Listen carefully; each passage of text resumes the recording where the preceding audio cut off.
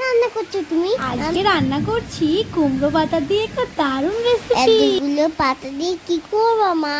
ওগুলো পাতা দিয়ে তোমার একটা ফেভারিট মাছ রান্না করব। তার জন্য প্রথমে লবণ আর হলুদ দিয়ে কুমড়ো পাতাগুলো আমি ভিজিয়ে রাখবো। তারপরে মাছগুলো ভালো করে ছাড়িয়ে ধুয়ে নেব। আর এখানে একটা বাটিতে পোস্ত, 2 রকমের সর্ষে, কাঁচা লঙ্কা শিলনোড়ায় নিয়ে হালকা লবণ দিয়ে বেটে নেব।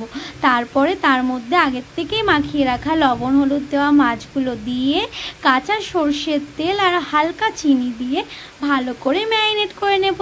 তারপরে যে কুমড়ো পাতাগুলো ভিজিয়ে রেখেছিলাম সেগুলো জল থেকে তুলে মশলা আর চিংড়ি মাছ দিয়ে উপর দিয়ে সামান্য কাঁচা সর্ষের তেল দিয়ে একটা চেরা লঙ্কা দিয়ে পাতাটাকে মুড়িয়ে ভালো করে বেঁধে নেব। তাহলেই রেডি হয়ে যাবে। তুমি কি এটা খাবে নাকি মাম্মা? হ্যাঁ মা, আমি খাবো।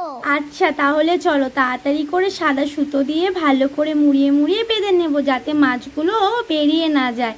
তারপরে সবগুলো বাঁধা হয়ে গেলে কড়াইয়ে হালকা রিফাইন অয়েল গরম করে একে একে সব পাতাগুলো দিয়ে আমরা হালকা করে ঢেকে দেব।